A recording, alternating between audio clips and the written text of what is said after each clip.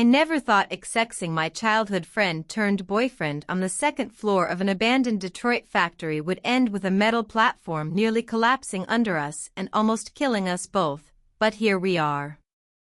I'm a 26-year-old engineer, and this is the story of how one autumn evening chasing adventure and intimacy in a structurally unsound building left us traumatized, guilt-ridden, and fundamentally changed in how we approach both risk and our relationship.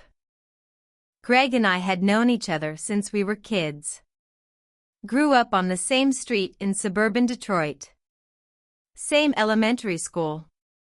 Same middle school. Different high schools but stayed friends. He went to art school for architecture. I went to Michigan for engineering. Lost touch during college. Reconnected at a mutual friend's wedding 3 years ago.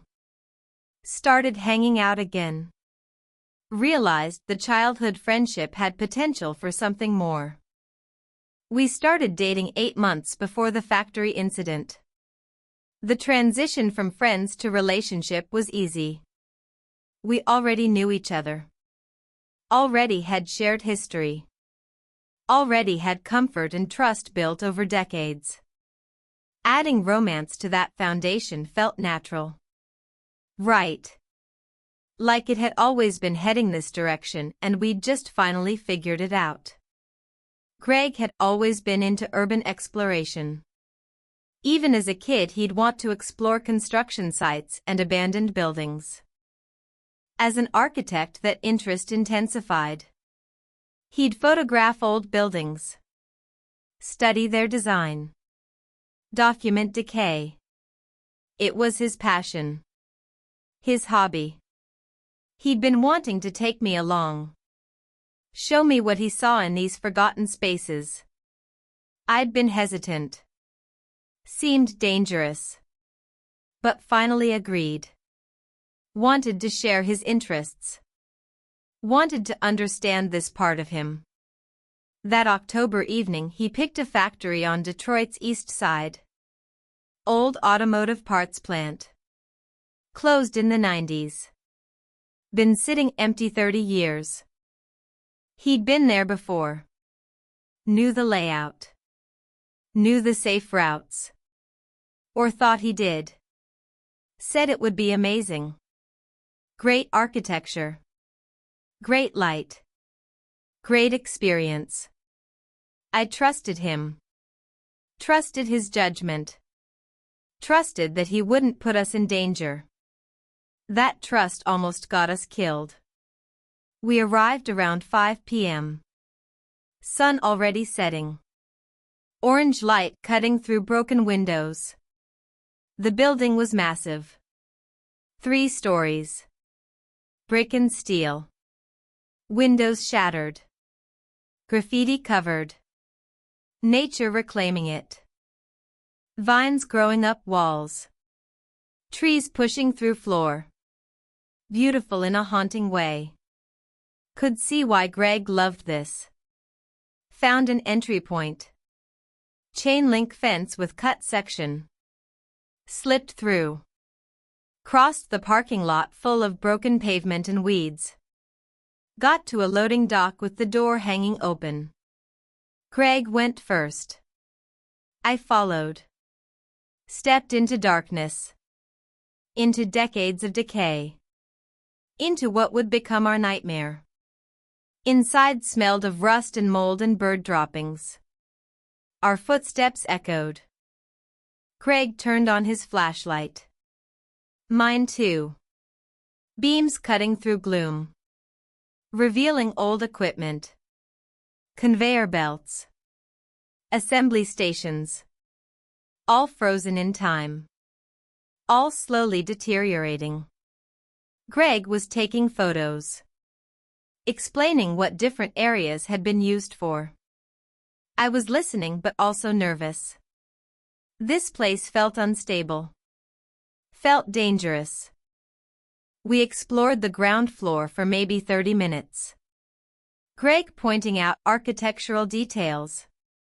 Load-bearing walls. Original brickwork. Industrial design elements. I appreciated it from engineering perspective. Understanding structural integrity. Or lack of it. This building was compromised. Decades of neglect. Water damage. Weather exposure. It wasn't safe. Should have said something. Should have insisted we leave. Didn't. Didn't want to ruin his excitement. Greg suggested going upstairs. Said the second floor had better views. Better light. Better photography opportunities. Found a metal staircase. Industrial thing.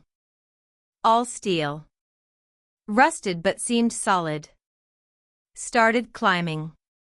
Each step creaking. Each landing swaying slightly. Got to second floor. Stepped out onto metal walkway. Graded flooring. Could see through to ground below. Made me dizzy. The second floor was more open. Fewer walls. Just support columns and that metal walkway stretching across the space. Greg walked out confidently. I followed less confidently. The walkway moved under our weight. Not much. Just enough to notice. Just enough to worry. Greg didn't seem concerned. Was looking at his camera. Setting up shots. I stood next to him. Looked around. Could see the whole factory floor below. Could see sunset through broken windows. It was beautiful. Greg was right about that. Put his arm around me. Said this was amazing, right? I agreed. It was. Also terrifying but amazing. He kissed me. I kissed back. The fear and beauty mixing. Creating intensity. Started kissing more. More deeply. His hands in my hair. Mine on his chest. The walkway was making sounds. Metal groaning. But we weren't paying attention. We're focused on each other. On the moment. On the intensity of fear and attraction combined. Started getting more physical. More intimate. More lost in sensation. Then the sound changed. Not groaning. Cracking. Sharp metal cracking. The walkway shifted. Tilted. We grabbed for each other. For the railing. For anything. The metal was giving way. Structural failure. Decades of rust finally breaking. Under our weight. Under our movement. We were going to fall. 2 stories onto concrete. Onto rusted machinery. We were going to die. Time slowed. I looked at Greg. He looked at me. Both seeing death. Both knowing this was it. This was how it ended. Stupid death. Preventable death. Darwin Award death. All because we wanted adventure. Wanted to XXX in an abandoned factory. The irony wasn't lost on me even in that moment of terror. But the walkway held. Barely. Sagging and twisted but held. Connected to columns on each end. Those connections hadn't failed. We were suspended at angle. Hanging on. Both afraid to move. Afraid any movement would finish the collapse. Would send us falling. We were trapped. Trapped on failing metal platform. Seconds from death. Greg whispered, "Don't move. Stay still. Distribute weight." He was right. We had to slowly, carefully make our way to solid floor. To the columns. To safety. One wrong move and we'd fall. We started inching. Crawling really. On hands and knees. Slow motion. The metal groaning with every tiny shift. Every breath. I was crying. Silent tears streaming. Terror beyond anything I'd experienced. Took forever to reach the column. To get off the walkway onto solid floor. Finally made it. Collapsed. Both shaking. Both crying. Both processing how close we've come. How our stupidity had nearly killed us. The walkway hung at weird angle. Clearly failed. Clearly would have collapsed completely with any more weight. We'd gotten out just in time. Didn't speak. Just looked at each other. Both understanding what happened. What almost happened. Stood on shaking legs. Hurried to the stairs. Down to ground floor. Out of the building. Into the parking lot. Into safety. Kept going until we were at the car. Got in. Sat there shaking. Craig tried to speak. Voice wouldn't work. Tried again. Said I'm sorry. I'm so sorry. I almost killed us. I almost killed you. He was crying. Full sobbing. I held him. Told him it wasn't just his fault. I'd chosen to come. Chosen to go up there. We'd both made bad choices. Both nearly paid the ultimate price. Drove home in silence. Both processing. Both dealing with residual adrenaline and terror. Got to my apartment. Craig came in. We sat on the couch. Didn't touch. Didn't talk. Just sat. Parallel processing trauma. Eventually I went to shower. Wash off the rust and fear. Came out. Greg was still on couch. Staring at nothing. He stayed that night. We didn't sleep. Just lay in bed staring at ceiling. Replaying it. The cracking. The tilting. The certainty of death. The impossible survival. Morning came. Neither of us looked good. Both exhausted. Both changed. We made coffee. Sat at my kitchen table. Finally talked. Greg said he felt like he'd almost murdered me. His passion for urbex had put us in danger. Nearly killed us. He couldn't forgive himself. I said we survived. That's what matters. But even saying it felt hollow. Yes, we survived. But we shouldn't have been there. Shouldn't have taken that risk. Shouldn't have valued adventure over safety. Days after I couldn't sleep well. Kept having nightmares about falling. About metal giving way. About hitting ground. Would wake up gasping. Heart pounding. Craig was similar. He stopped doing urbex. Stopped talking about architecture. Became withdrawn and depressed. Guilt eating him alive. We tried to tell friends the story. Frame it as funny. As adventure gone wrong. As close call we laughed about. But the laughs were forced. The lightness was fake. We both knew how serious it was. How easily we could have died. Our friends could sense it too. The forced joviality. The underlying trauma. Weeks passed. Craig and I saw each other less. The incident had created distance. Every time we were together we thought about the factory. About the near-death. About the fear. It poisoned the relationship. Made everything heavy. Made us question compatibility. Question judgment. Question future. We had serious talks. About what happened. About trust.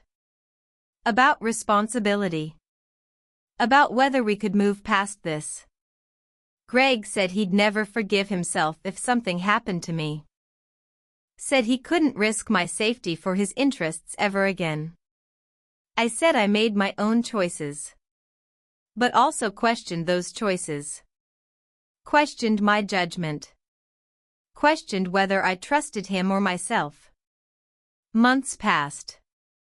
We worked through it slowly. Therapy helped.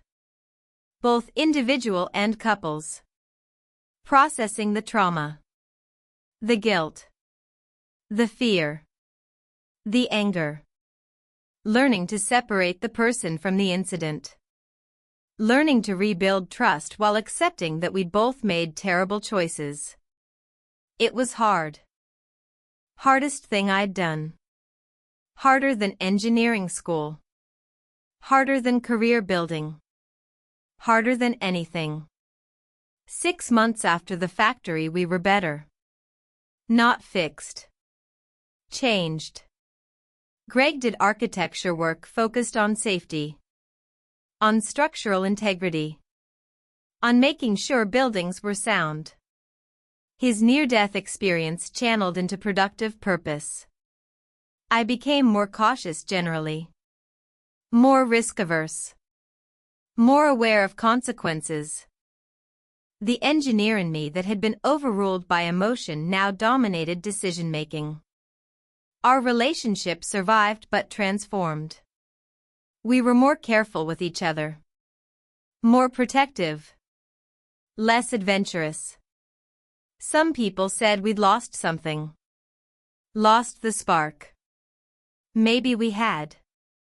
But we'd gained something too. Gained appreciation for life. For safety. For boring, predictable existence. For couch nights over abandoned buildings. For Netflix over urbex. For life over death. Year later we're engaged. Getting married next summer. Small wedding. Safe venue. Nothing risky. Nothing adventurous. Just commitment and love and choosing each other. The factory is part of our story. Part of what shaped us. Not proud of it. Not something we celebrate. Just something that happened. Something we survived. Something that taught us what we needed to learn. I drive by that factory sometimes. Can see it from the highway. Always makes my stomach drop. Always makes me remember. The cracking. The tilting. The terror. The impossible survival. Serves as reminder. Of fragility. Of mortality. Of how quickly everything can end. Of how precious boring safe life is. That's what I learned on that metal platform. In that moment of certain death that somehow became survival. And I carry it. Into every day. Every choice. Every risk assessment. Every moment with Greg. Always choosing safety. Always choosing life. Always remembering how easily it could have ended. And being grateful every day that it didn't.